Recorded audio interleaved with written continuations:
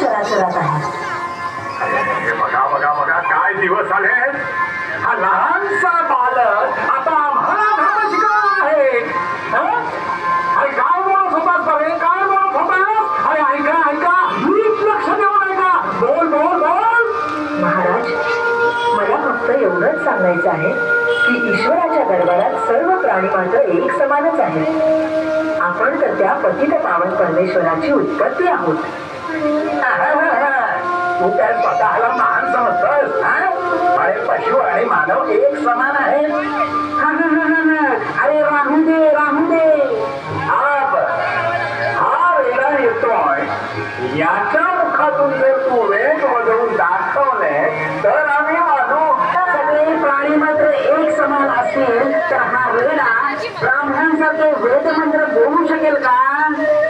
अरे बोल ना.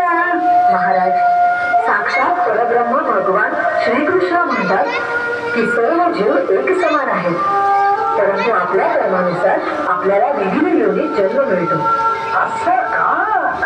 असं मग आता होऊनच जाऊ दे. हा सूर्य आणि हा जयद्रथ.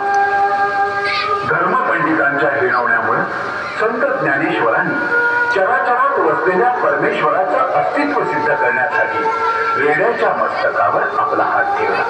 बोल माझ्या प्रिय मित्रा, बोल. वेद पठण आरंभ कर.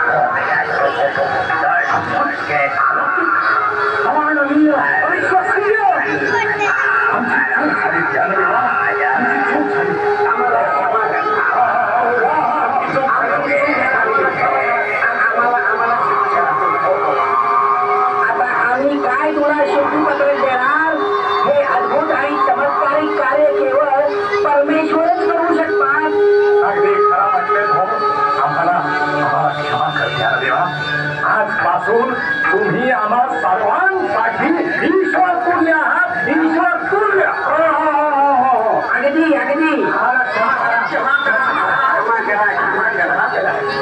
संत ज्ञानेश्वर महाराजांचा. संत ज्ञानेश्वर महाराजांचा.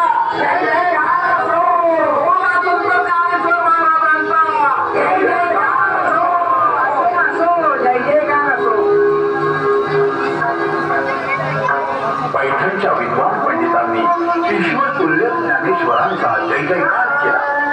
त्यांच्या कीर्तीचा परिमल सर्व दिशांना दरवळू लागला. जनम, माझं कार्य संपलेलं आहे. मला समाधीची ओढ लागलेली आहे. यापुढे माझी ज्ञानेश्वरीच तुमचं मार्गदर्शन करेल. संत ज्ञानेश्वरांच्या पश्चात त्यांचा हस्तलिखित ग्रंथ ज्ञानेश्वरी आपल्या परमभक्तांना ज्ञानाच्या अमृतधारांचं रसपान करून पवित्र करत आहे.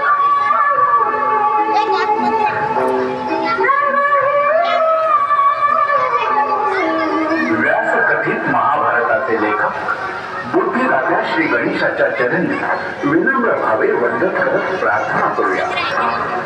तू सुख करता, तू दुःख करता, तुम्हीच आमुचे विघ्न करता. सद्बुद्धीचे दान द्या आता. ज्ञान सूर्याच्या सोनेरी किरणांनी तेजस्वी हो भारत माता. तेजस्वी हो भारत माता.